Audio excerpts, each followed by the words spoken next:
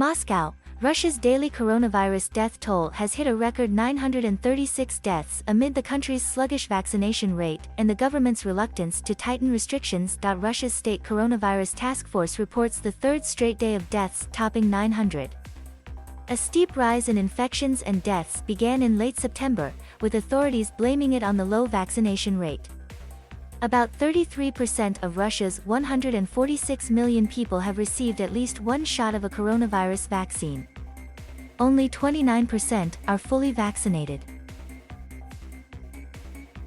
On Friday, the government's task force reported 27,246 new confirmed cases, slightly less than Thursday's number of 27,550, which was the highest so far this year. Kremlin officials have not imposed a new nationwide lockdown, delegating the power to tighten restrictions to regional authorities. Russia has Europe's highest death toll, with more than 214,000 deaths and 7.7 million confirmed cases during the pandemic.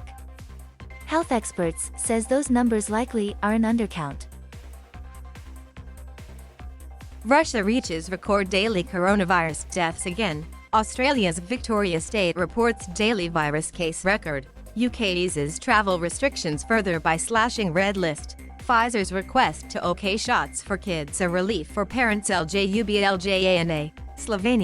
Slovenia's interior minister has rejected accusations that police used excessive force to curb anti-government protests with water cannons and tear gas on the eve of a major European Union summit in the country earlier this week.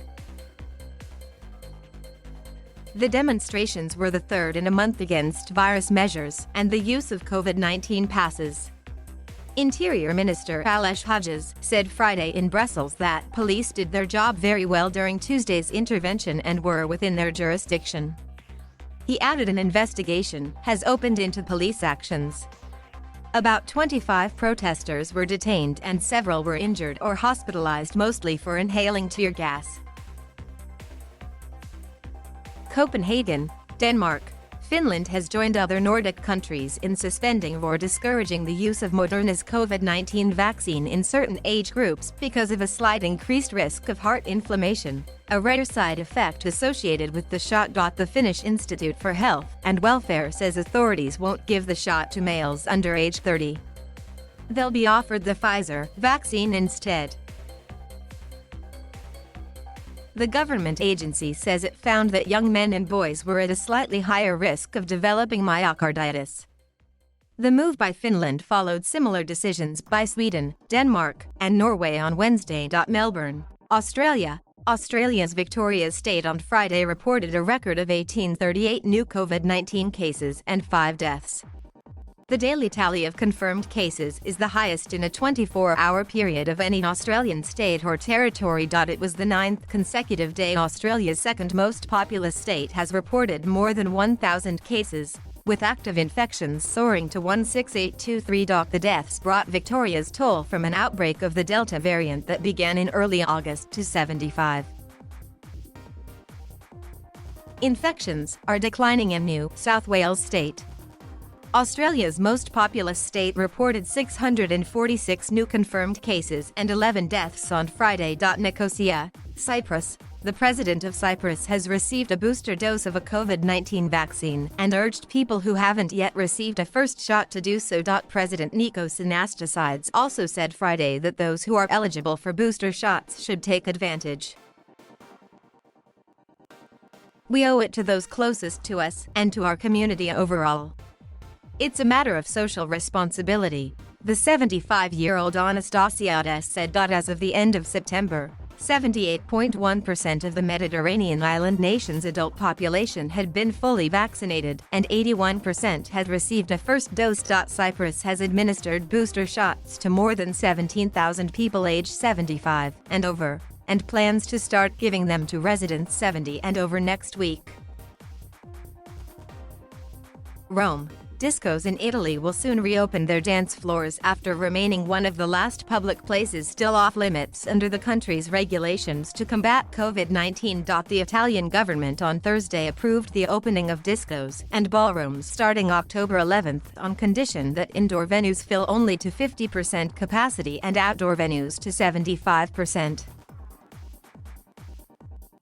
Experts advising the government on anti-pandemic strategies had for months warned that the close mingling of unmasked dancers and the shouting over the din of blasting music were right conditions for spreading the coronavirus.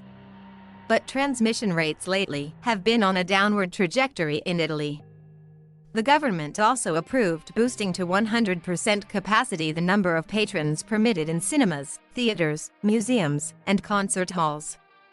The higher occupancy applies to venues where guests must wear protective masks and show a green pass, attesting to having had at least one vaccine dose or a negative recent COVID-19 test. As of Thursday, 72.5% of Italy's population was fully vaccinated. Lagos, Nigeria, Africa's top public health official, has issued a strong reminder about the danger of the continent not having enough doses of COVID-19 vaccines. Africa Centers for Disease Control and Prevention Director John Nkengasong said Thursday that getting the vaccination rate in Africa up quickly is a way to ensure the collective security of everybody. The continent of 1.3 billion people has only been able to administer 156 million doses of vaccines out of the 200 million it has so far received. Its full vaccination rate has dragged up to 4.57%. Nkengasong said although some African countries are making very good progress, the continent's overall vaccination rate is still very slow, and it is time to really translate pledges and those promises into action so that we can save many more lives in Africa.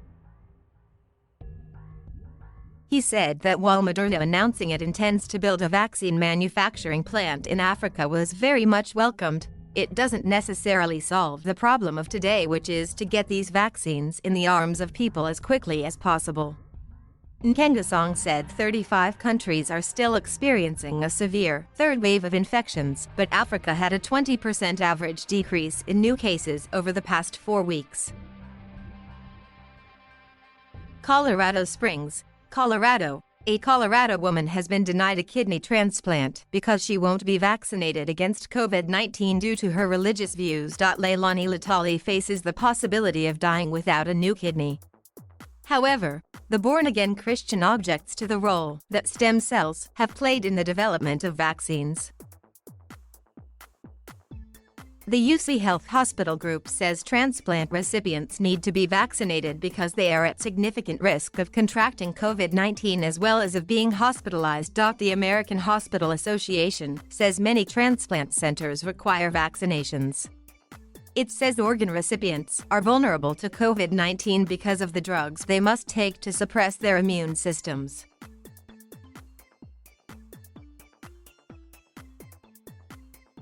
Thank you for watching. Please subscribe,